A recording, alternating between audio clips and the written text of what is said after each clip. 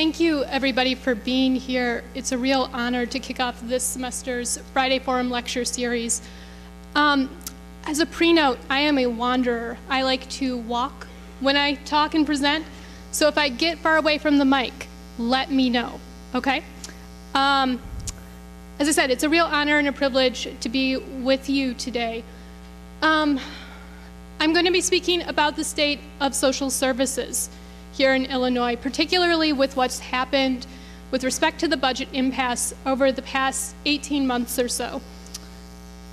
What I'm going to try to present today and present an argument for is, as much as we should be paying attention to the nearly 1 million people who have experienced reduced or eliminated services throughout the state over the past 18 months, we also need to be concerned going forward about the reduced institutional capacity of our human and social service agencies. So today, rather than give you a laundry list of everything that's been affected, I want to talk about what are some of the broad trends when we look across different aspects of social and human services, and we look across different geographies throughout the state. What's going on and how is this likely to affect social and human services as we move forward? Like Pastor Bob mentioned, my relationship to this is perhaps a little bit non-traditional. Right? I am not a social worker. I'm not somebody who works in a social or human service agency day in and day out. Right? I'm coming to this as a sort of fellow citizen of Illinois. Around a year ago, I realized that while I heard about the budget impasse on a regular basis, right? Getting ready in the morning, listening to NPR, you would hear a story about a particular organization having struggles, right? Choosing to end a program, a particular community college deciding whether or not they were going to address MAP grants. But I realized I didn't have a sense of what this actually means. What does this look like on a statewide or more global perspective? And so I started to do some research looking into it, and there's been a number of efforts by advocacy groups throughout the state to really try to track what's happening with respect to the budget impasse in their respective fields in real time, right? Doing that difficult work of trying to keep their organizations afloat while also telling the story of how they're being harmed. But the issue that I saw with that, right, is that these efforts are documented in 20-page PDF reports on each individual organization's website, and it makes it really difficult to communicate that out, right? You have to be somebody who's very interested in the topic and has a lot of time on their hands to be able to get a kind of global picture. And so I created this website, which I've called the Illinois Atlas of Austerity, in order to try to capture the global perspective, the statewide perspective on what's happening in terms of social services so that you can come to one place, get a more global perspective.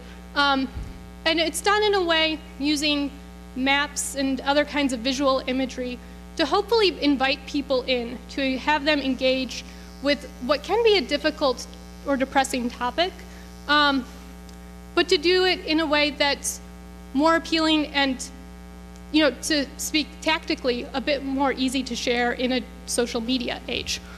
So that's my background. I'd like to sort of put a caveat in front of my talk today and say that because of this, because my role with the budget impasse has been to aggregate information, right, to try to synthesize and communicate information, I'm not somebody on the front lines of the budget impasse and what that means for people's day-to-day reality. And I'm sure many of you here are closer to the ground in what this means, right, when a social service agency cuts programming, right, or what it's like to have a service you rely on cut. And so following the presentation, when I give you this kind of high-level overview of what's happening in the state, it would be wonderful for those of you who have more on-the-ground experience or perspectives to share those with the rest of us. I think we'd all really benefit from hearing that.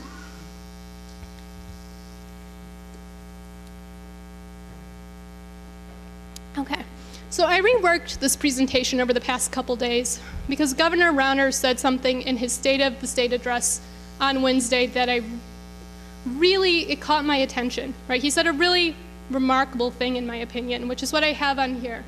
He says that we are failing to be compassionate because we are failing to be competitive. And he's saying this in the context of human service agencies laying people off and small businesses closing and laying people off, right? So to give the governor,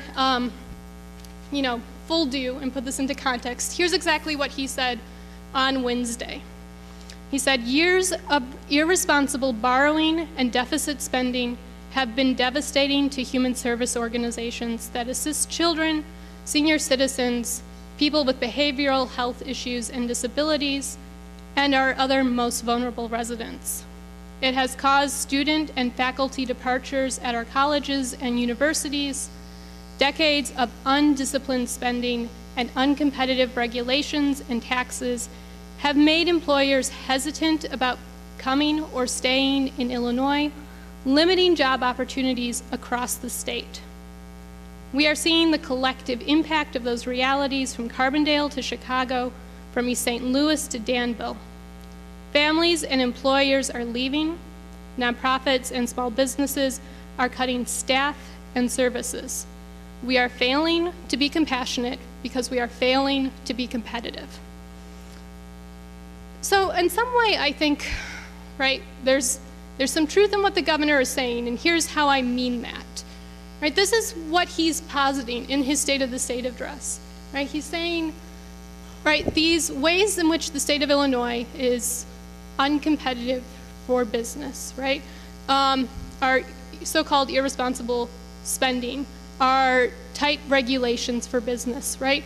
The things that Governor Rauner and his turnaround agenda would like to do away with, right, are collective bargaining rights. The things that make Illinois uncompetitive, he's drawing a link there and saying that this is what's doing damage to human services. And I want to suggest, right, he's got part of the chain of events correct, but there's an argument to be made, right, that this idea that he has, right, this link between compassion and competitiveness, how these two have been bound together, right, this isn't something that inherently exists. This reflects a choice and certain priorities. And I'll explain why that is. But the chain of events, right, I would argue, goes a bit more like this, right? We have these things that make us uncompetitive. There's been a conscious decision and effort to bind those things, right? Reform of things that allegedly make Illinois uncompetitive for business interests. Bind them to social service and human service funding, right? And that in turn has made and caused damage to human and social services. So I'll review the timeline of events and sort of explain what I mean by that. So first of all, if we think back early after Governor Rauner came into office, the state of Illinois for fiscal year 2015 was facing a budget deficit. And so as part of his efforts to correct the budget deficit, he froze $26 million in funding for social service agencies and public health organizations. Following that, right, we enter into what we probably most of us think of as our budget impasse period, right? This is fiscal year 2016, going from July of 2015, right, up through the end of June of 2016. And so during this time period, right, when the state does not have a budget, there's no money coming in for human and social services. There are a handful of exceptions to this, but on the whole, there's no money coming into these organizations. However, right, during that year-long period, it's not as if we had a complete government shutdown. So there are a number of things that were prioritized, right? And you can see some of these items up here. The governor made sure that there was funding to pay for state employees' salaries. Of course, right, public schools were funded. There are a variety of other things listed on here, right? Interestingly, including domestic violence shelters, which did not receive funding in the subsequent stopgap budget. But my point here, right, these reflect a certain set of priorities, right? These are things that despite the debates happening in Springfield, which are worthy fights to have over collective bargaining, and other issues around taxation, right? All of the things that are issues within Governor Rauner's turnaround agenda that are being debated, there were things that, were prioritized, that were said, even in light of these debates, we're going to bring out funding for them, right? And that includes, in March of last year, $600 million to support higher education, right? When we got to the point of the near closure of Chicago State University. However, during that same time period, right, Governor Rauner twice vetoed similar emergency funding for human services. So what I'm trying to do here is make a case that, right, this connection between competitiveness, right, the reforms that we're debating in Springfield that have led to the budget impasse, and the need to not provide any funding to human services during this 12-month period, right, those two things weren't inherently connected, right? They reflect a certain set of priorities, whether those priorities come from ideology or political pressure, right? That can be debated. But this reflects priorities, things that we said we were going to fund and keep open, and human services were not one of those things.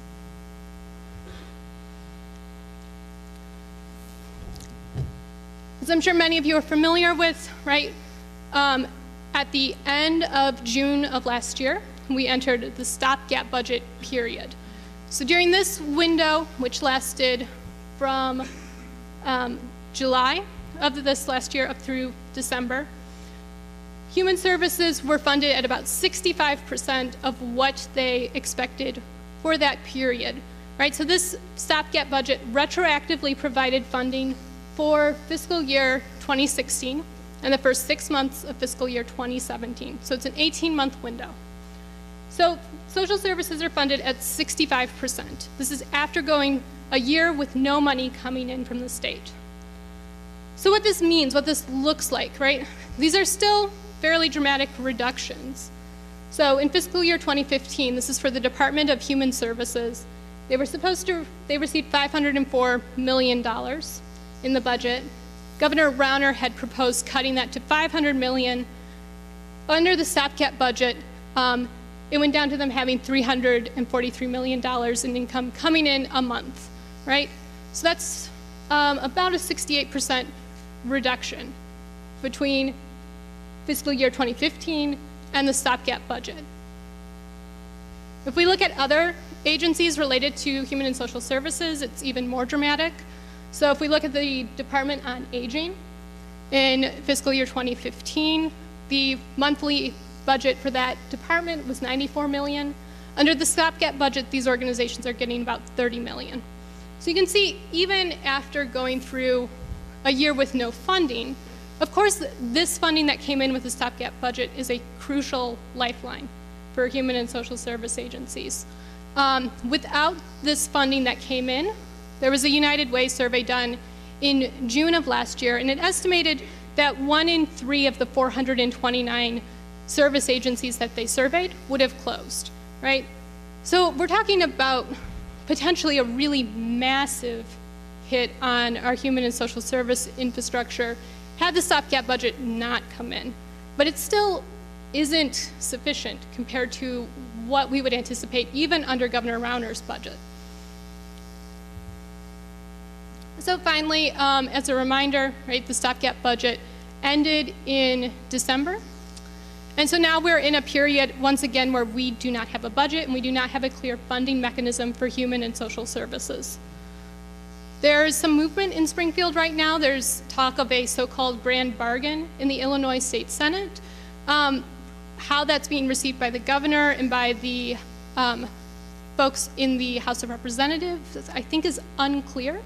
But it's a thing to follow over the next few weeks, because they may be voting on it as early as February 7th. To go back to one of my earlier questions, my question when I started this project, which was, what is the scope? How many people are being affected and in what ways? That United Way survey I mentioned a moment ago also asked those 429 agencies to estimate how many people had had their services cut or eliminated. And at that point in time, this is June of last year, the number came to nearly 1 million people. And it's in a wide array of fields, right? So there's some estimates here, right? We have around 80,000 people in mental health who rely on mental health services for those who were cut or eliminated, 69,000 people with substance abuse assistance, Childhood education services were cut for 56,000 clients. 47,000 senior citizens lost or had reduced services. 47,000 survivors of domestic or sexual assault also had services reduced or eliminated.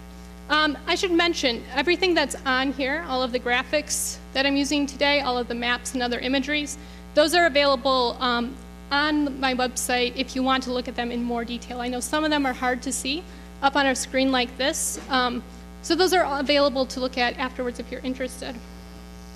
So we have 1 million people. That's, if that estimate is correct, and it might include some duplication, right? Some people may have multiple services they rely on. But 1 million people is 1 in 12 people in Illinois. And of that figure, there have been arguments, and I think good ones, that disproportionately this affects women and people of color. Knowing what we know about the state of poverty in Illinois, and which kinds of services are being cut.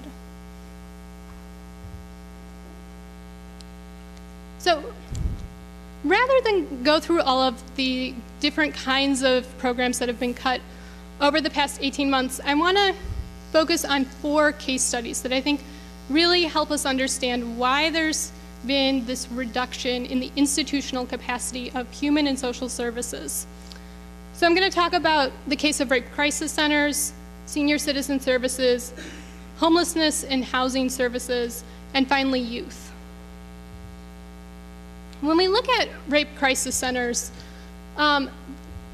this map that I'm showing here, this is one of the first maps I made as part of the project, and I keep coming back to it. I keep coming back to this map.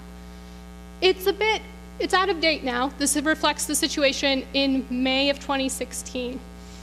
But I keep coming back to it, and I think it's a fascinating example to look at, because when you look at what's happening at various rape crisis centers throughout the state at this point in time, you're able to see the sort of institutional erosion going on, right? You're able to see how these organizations are shrinking in order to try to sustain themselves during this period when they're not getting any funding coming in. Different organizations have different strategies for doing this. When the budget impasse first began, many organizations hoped that it would be temporary, that this would be a month or 2 and they would be able to weather the storm. So they started to spend down their savings, right, to try to keep staff and services at the same levels that they were before. When it became clear that this wasn't going to happen, right, that the budget impasse was going to continue, then many organizations had to start making tough decisions. And so some of the strategies are outlined on this map here, right? So some began closing off certain programs, right? They looked at what they do as an organization and they cut out an aspect of it, right, to try to reduce expenditures. And we see that in the case of the Prairie Center Against Sexual Assault in Springfield, right, with them ending their rural outreach programs. Once those programs were cut, other strategies that organizations have been using, of course, is to lay off staff, reduce staff hours, reduce staff pay, and reduce the organization's operating hours. And so this leads to things like what we see in Chicago. If you look at the Rape Victim Advocates organization in Chicago, right, you have reduced availability of services, and this leads to delays in access. So you have people waiting 6 months to see a counselor at this particular organization during the budget impasse. In addition to sort of cutting programs, cutting staff, right, organizations also seek out new forms of revenue, right? And so you see the case down in Carbondale with the Women's Center. This organization took out new lines of credit, which is a common strategy for many of these organizations, but it's not a particularly sustainable one, right? Because as these organizations become more in debt in order to try to sustain their operations, right, there are new expenditures that they're not going to get any sort of state payment for, right? The interest that grows on that debt is not going to be repaid by the state. And so this is putting these organizations in a fiscally weaker position than they would be otherwise. And then, of course, the last strategy is to try to pull from your donors and your community, right? To bring private philanthropy in to try to meet the gap. And this is one of the strategies that was deployed by racists here in Urbana, right? Last spring, they held a special fundraising campaign. They brought in $40,000 to try to sustain the organization. But what has happened to many organizations, and as I'm talking about this, I mean rape crisis centers and other human and social service agencies, these patterns are very similar across the different disciplines. Eventually, many of these organizations can't sustain themselves even with these cuts and new revenue sources. And so we start to get, either organizations shutting down, or like what happened with races here in Urbana, which since June of last year, they were only able to operate their emergency crisis line and offer some emergency medical advocacy services, right? Important work, and it's wonderful that it was still in place. But if you compare that to their capacity before the budget impasse, it's a tremendous loss. Luckily at this point, RACIS is in the process of rebuilding, which is a wonderful thing, but we should keep in mind, right, where things could have been had this impasse not taken place. The second example I want to look at is the case of senior citizen services. In this case, it really illustrates for me the importance of it actually being state involvement, right? Rather than having these services be funded and provided for by private philanthropy, right? Or small community groups, right? Small church groups. Because the capacity to do some of these services at a large scale at this point in time really requires government funding. So this is a map showing some of the cuts that have been made to senior services. And I don't expect you to be able to read any of it from where you are. But you can see there, right, there are different area agencies on aging throughout the state. And like with the rape crisis centers, they made different kinds of cuts. But some of the common ones were ending transportation services for senior citizens, right, which are particularly important to homebound seniors. Some of them laid off caseworkers and advocates who would help seniors navigate Medicare and other government entitlements. Some laid off advocates who would intervene in cases of elder abuse. And one of the most common cuts that took place was reductions in meal delivery programs, things like Meals on Wheels. And so I'm going to show a clip from a recent documentary series, which is another excellent resource for understanding what's going on with the budget impasse. And this is a documentary series called Stranded by the State. And we're going to look at a clip focusing on senior service provisions in Alton, Illinois, in Southwest Illinois. And pay attention as you're watching to sort of the capacity issues, right? Why it is that we need this state agency that has state funding to deliver these meals, right? In terms of the immediate ability and capacity of which organizations can actually do this right now, right? Because smaller groups, right, despite their best efforts to fill in the gaps left by the budget impasse, right, they don't have the capacity to meet the need, especially a growing need like senior citizen services. So hopefully I'll get this all queued up and ready to go properly.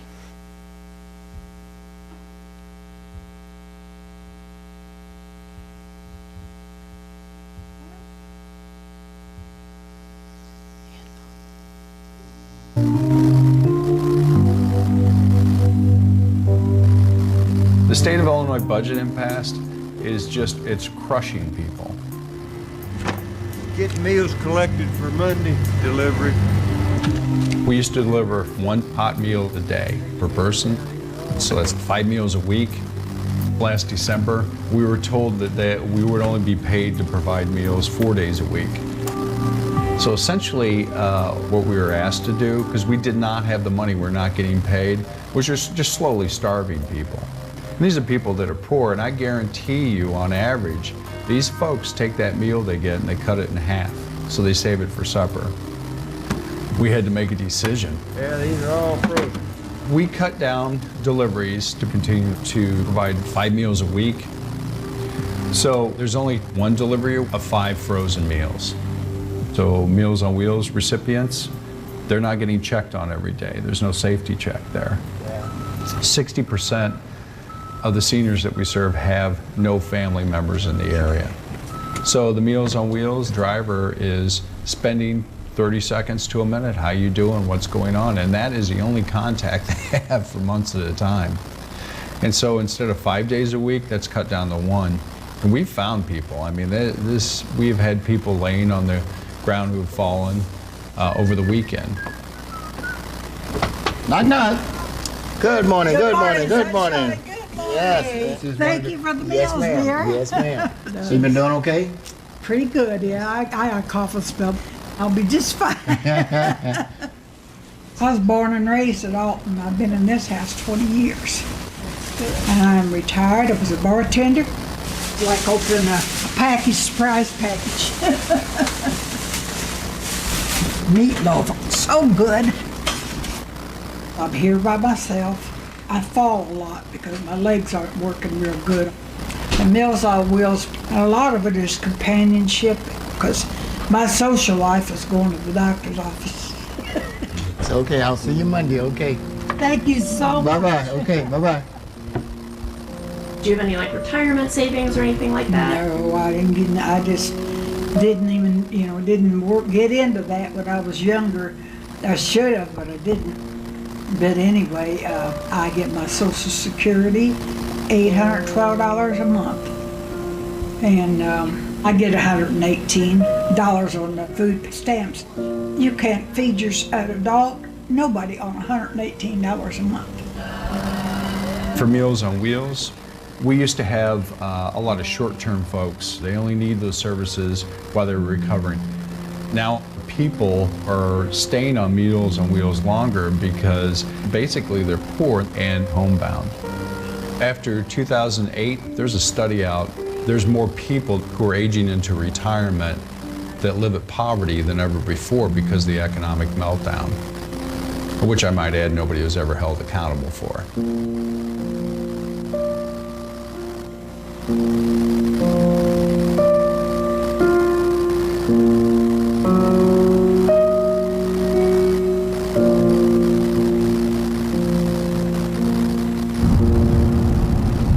One time, Alton had the largest factory production places probably in the state of Illinois. In the last 20 years, 25 years, all that left here. A lot of it went overseas. There's not a lot of work in Alton anymore. A lot of the houses are up for sale, went in foreclosure because the people could no longer pay for their houses. The Alton Mall out there is pretty much shut down because nobody buying nothing in the mall. There's no money. Alton, at one point, had more millionaires from manufacturing than any other place in the country. Now, social service, education, medical, they're the top employers. Senior Services Plus is the largest direct service provider for seniors in a 7-county area. Hey, Becky. This is a converted elementary school. So the school district had downsized. The fact that this is now a senior center really reflects the change in the population. It's very symbolic.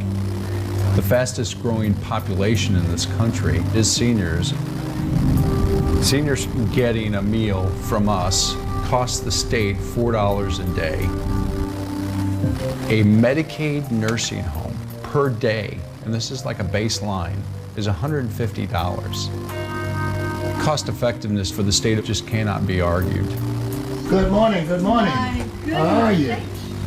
Yeah, me a little well, Something okay. bad happened to you. No.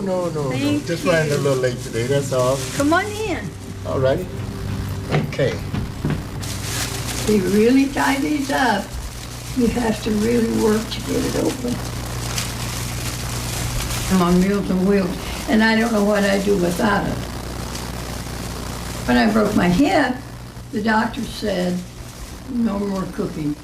My memory's not all that good. I'm liable to go in there when I should be cooking here because I had burned up many pans. And I can fix soup from a can, but it wouldn't be the balanced meals that I'm getting. We have an entree here, and you can see that's all filled. 2 sides, so that's going to be really good. If they didn't have that Meals on Wheels, I could go to a nursing home where they would put my meals in front of me.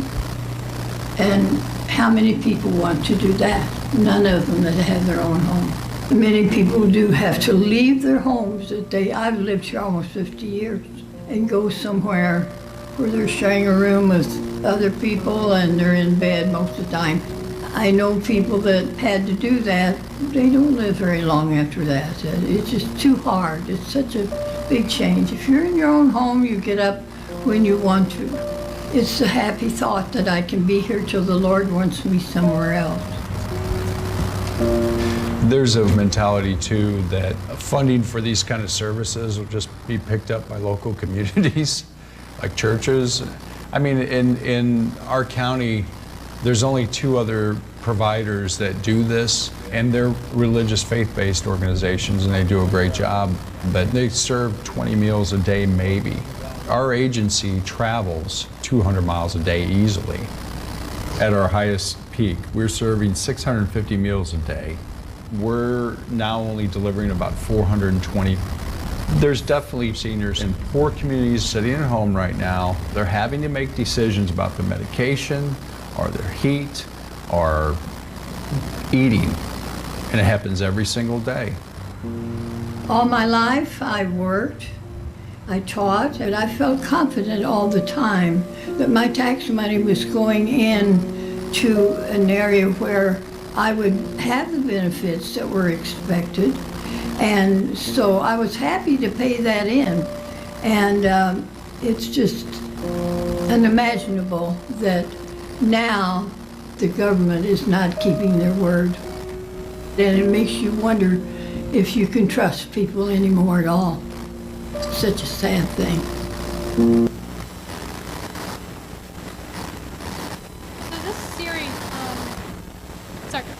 This series, I'll turn that down. Okay. This series, Stranded by the State, is available on YouTube. There are, I believe, 8 episodes in total, each one talking about a different aspect of the effects of the budget impasse. So if that was a useful way for you to learn about the budget impasse, I encourage you, take a look at that. They're really all excellent little mini documentaries. So I want to just talk about a couple more examples as I wrap up. Let me put this back down.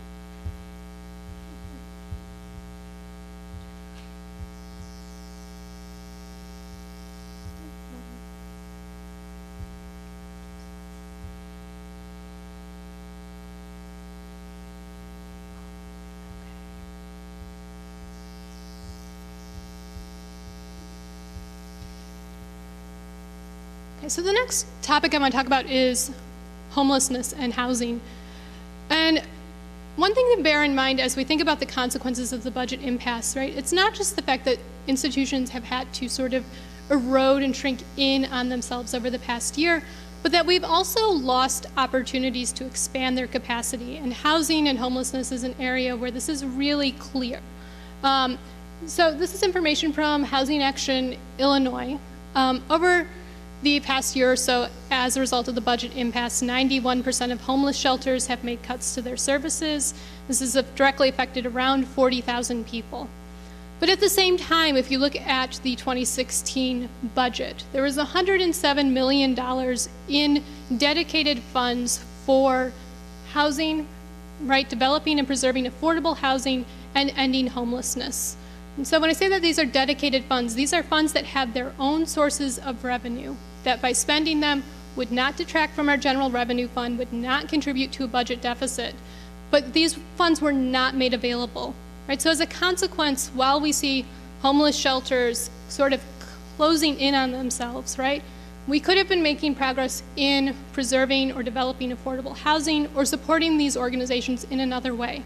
Right, so during the same time period, we could have actually been expanding and improving our capacity to meet these needs rather than shrinking them in. Right? So bear that in mind as we think about what the budget impasse has done. The last example I have is about youth services. And I think this is a real example of how this is a short-term perspective, right? A lot of the decision-making that's gone on with the budget impasse is really short-term when there are long-term consequences for these decisions. And so I like to look at the case of Redeploy Illinois. This is a program that uses community-based programming to try to keep at-risk youth out of our juvenile incarceration system. And so there are 46 counties throughout Illinois that operate this program. or did before the budget impasse. 25 of those closed the program directly as a result of losing funding during the impasse. And so when we think about how these decisions are being made, right, how we're thinking about our priorities as a state, it seems to me, and I think oftentimes our decisions, right, they come in terms of what I've got on the slide there, right, in terms of cost efficiency, right, that we are not supporting human services at the moment, right, in what the governor would call a drive to be competitive, right? These things are costing too much and they don't have the appropriate revenue streams, in his opinion, right? And he's looking at it in terms of dollars and cents, right? And as a result, human service advocates also have to continue this discourse, right, of talking about human services in terms of economic efficiency, right? So we have arguments that come up like it is much cheaper to have somebody participate in a program like Redeploy Illinois than it is to incarcerate them for a year. And that's absolutely true, and that's a good political strategy. But this is a personal side. I wonder about that abstraction, right? That we're all sort of forced into a conversation where we talk about human and social services not as things that affect human lives, right, but in terms of dollars and cents. We have this tendency to speak in really abstract terms. And I think one way to sort of break out of that a little bit is actually a wonderful opportunity we have here at the Y right now. There is an art installation by Jane Gilmore, who is an artist who has been doing community-based work with disenfranchised populations since the 1980s. And so her exhibition is in the gallery in the front, and it shows perspectives and tells stories of homeless people in our community. Maybe, Jane, would you like to raise your hand and alert people to where you are?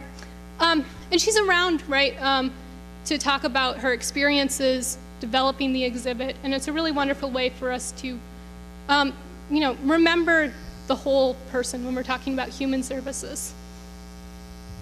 So to wrap things up, looking ahead, right, I've painted a pretty glum picture, but I think there's a real concern. We need to pay attention to this reduced institutional capacity that our human and social service agencies have now, right? And this is due to a number of things, but some of it is due to human capital loss, right? People who have lots of experience in these organizations have been laid off or they've left because of the uncertainty that they feel, right, in their field. So they've either left the field, right, left social and human services, or they've left the state. So we've lost a lot of expertise as a result of the budget impasse. And not just expertise, but we saw in that clip how important the social relationships are, right? When we talk about social services, of course we're talking about meeting people's immediate needs, but there's also important community connections that are occurring there as well. We talked a little bit about these organizations are now in a weaker fiscal position. And then, of course, in places where institutions have closed, we don't have any indication or way of predicting when or if services are going to return to those communities. So looking ahead, even if we get a budget in 2 weeks' time, it's not going to solve our problems, right? Because we have this reduced capacity. And so this issue is going to continue to need our attention. So what do we do? There's one organization that I would point you towards for getting information and sort of intentionally following what's happening with the budget impasse, which is the Responsible Budget Coalition. This is a coalition of 300 organizations, many of them social service providers, who are advocating for a budget that is based off of revenue, bringing new revenues in, rather than solely relying on cuts to programs like human and social services. So especially over the next couple weeks, as we're gearing up for a potential vote on a budget, follow their work closely, pay attention to what's going on with the budget debates, and if it's something you feel like you can support, of course, be in touch with your elected officials. The last thing I'll close off with is we're at a moment where I think a lot of us are thinking more intentionally about our political and community engagement. And a lot of that is being driven by what's happening in Washington, and I think rightly so. But as you're thinking about how you want to be politically engaged, how you want to be involved in your community, I also recommend thinking about other levels of government. right? That we need to split our attention between what's happening here locally and supporting our local institutions who have been affected by the budget impasse. We need to do advocacy at the state, all the while we're thinking about what's going on in Washington. So that's everything I had for today. Thank you very much for your attention, and thank you all for being here.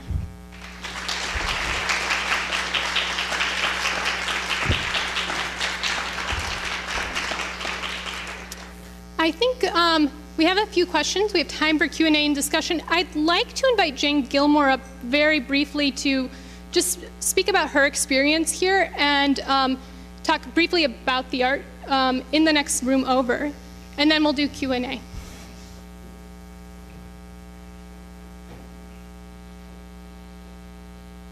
My project is sort of on the other end of the spectrum, the grassroots end. You know, who are these people that are the result of this situation? And problems are very serious, having lost half the beds for homeless shelter, for male homeless people since the last point in time count. Last night was another point in time count where they count how many people on one night there are on the streets or in shelters, notoriously lowballing usually. What I did was I came in September and set up, found which organizations, in particular the Phoenix Center, the Courage Connection, and the Daily Bread Soup Kitchen, where I could work on a regular basis, because just to come in and come out, you don't develop relationships or learn that much about the real situations that they're living in, both personally and in terms of support systems. And so I came then and I worked with students, and then I worked at the shelters. I came back for a month and worked in the shelters all day, every day, and at night worked with students. I asked them very basic questions. You know, how did you end up in this living situation where you have no living situation, or you're living with friends and relatives? One thing that happened in 2007 was the method of counting those who were homeless changed. So in 2007, there's a large category of people who live temporarily with family and friends, and they're generally, according to statistics, the next group of homeless. You know, they can't stay there forever, so they become the next group of homeless. And that's no longer counted by HUD as being homeless. So it made it look like the homeless population went way down in the statistics in 2007, but it did not. If you go by the definition of a homeless person, it's someone who has no place to stay, or has a shelter to stay, or has an improvised housing on the street or in cars.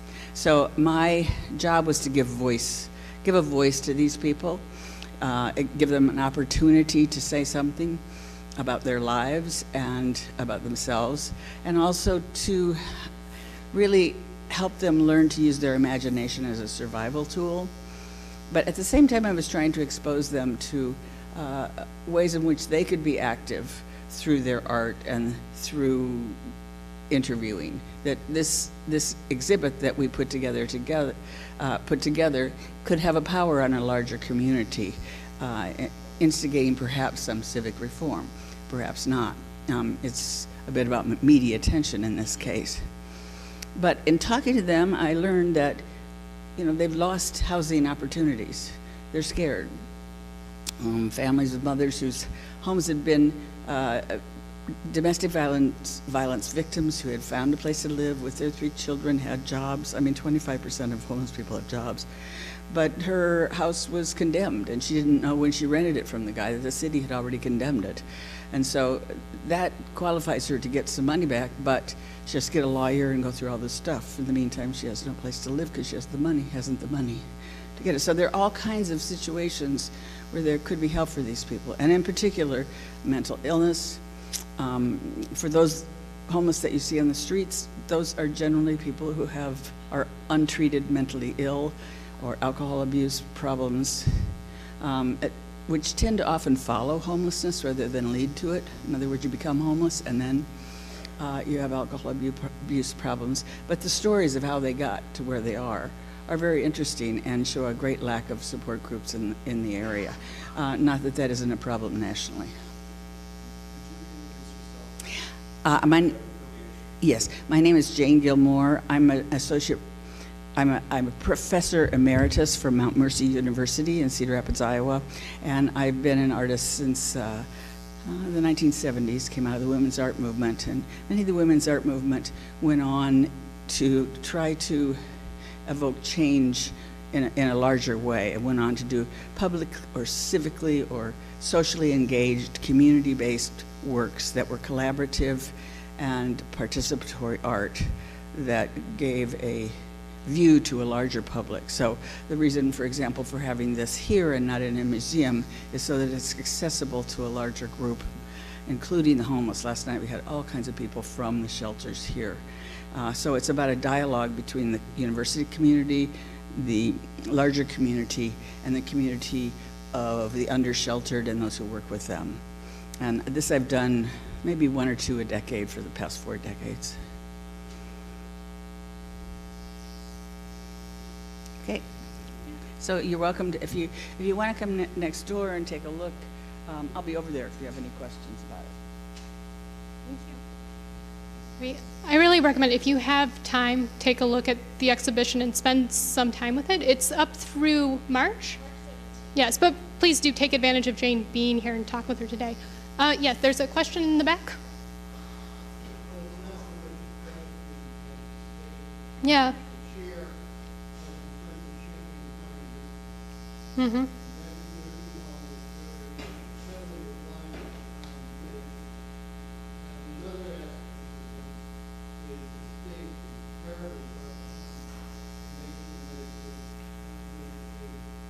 Mm-hmm.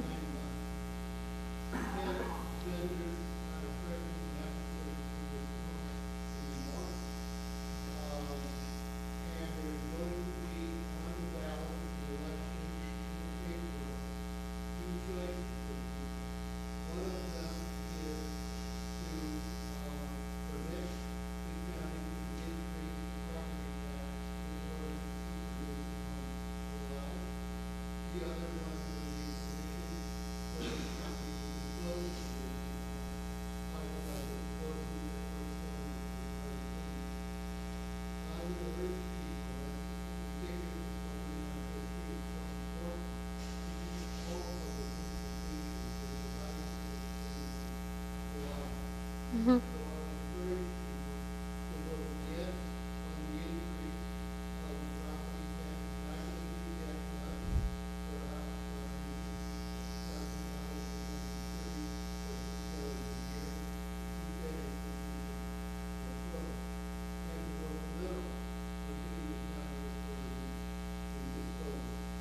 Mm-hmm. Yeah, thank you for sharing that. So for folks who couldn't hear, right, this is speaking about the situation with the Champaign County Nursing Home. Is that correct? Yes. Right, and you raised one of the concerns that I have as I've been thinking about this topic, right, is that when we have this reduction in the government, right, meeting its obligations, I worry about exactly what you're talking about, if it's going to be a slippery slope where eventually they get walked away from altogether, right? So thank you for sharing that. It raises one of the concerns that I have looking at this. Yes. More back to the homelessness. Mm-hmm. This is the first winter that we've gone through where there wasn't an emergency shelter. Mm-hmm. She mentioned something about having the numbers. Those are people who are in the process. They're, until these churches rose to the occasion, Mm-hmm. there had been no place for people into their own streets to seek shelter, no matter what the conditions were outside. I just think, I wonder how much that is happening around the state as well. Mm-hmm. The housing and shelter figures you had there were more about providing subsidized housing. And we also have a problem there. The housing administration in Champaign County is apparently going to sell a 60-unit facility in Skelton Mm-hmm. Place as soon as they can. And they have some construction going up, but I don't think it's going to replace the units that are built. So we're, sitting around with those. The other thing I wanted to know. Yes. And I'm sorry for Bogart, but you referred in your PowerPoint to Ronner's 2016 budget. There might have been a suggestion. Yes. He has not presented a budget. He's legally obliged. There was a woman from the ACLU here saying we have possibly a mandamus suit against him for not following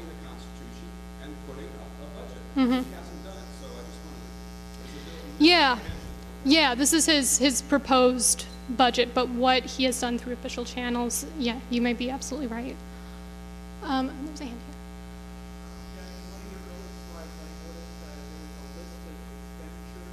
here. Mm-hmm. Yes. Yeah. So I think, but I do not know for sure. I imagine that is, some of those things were dedicated funds. They had their own sources of revenue, and some of them didn't. I think the lottery was one that had its own dedicated funding source.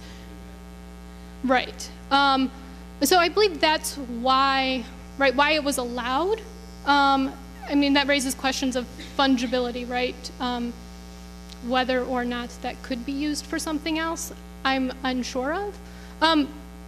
The lottery thing got a lot of publicity. That was on The Daily Show. The fact that Illinois was not paying lottery winners. I don't know if that's why that was part of the emergency spending or not, but I know that reached a national audience.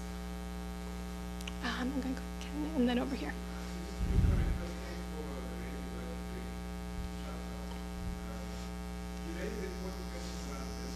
Mm-hmm.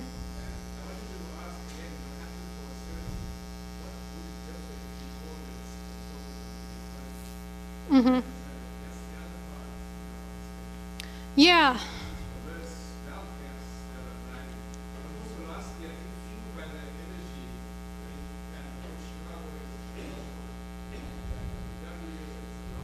Mm-hmm.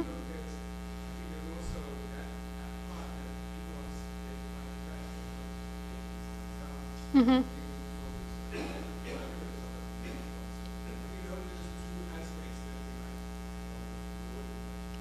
Yeah. So the question there is about how does this change if we think about inequality and not just austerity, and I think that's an interesting question. As I was putting this together, right, one of my peers who reviewed it asked, what are we funding, right? And who has advantages from that? So I think that would be an interesting thing to look into and to compare, right, how this is not just reducing opportunities for some, but what this looks like in terms of an unequal geography and landscape of opportunity.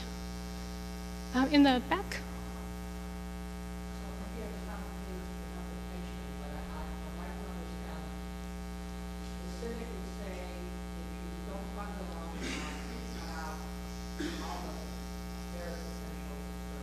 Mm-hmm.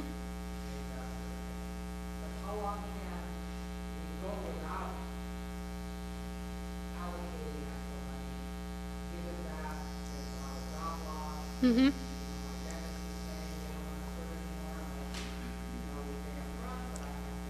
Right.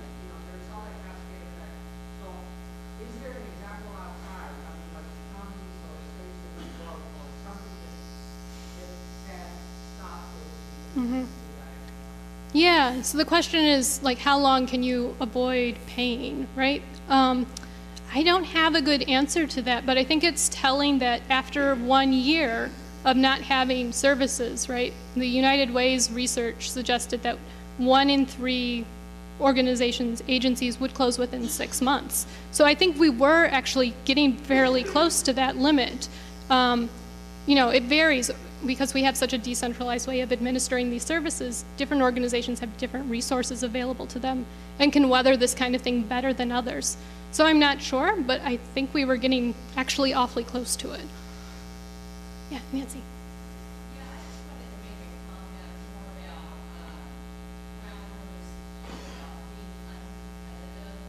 Mm-hmm.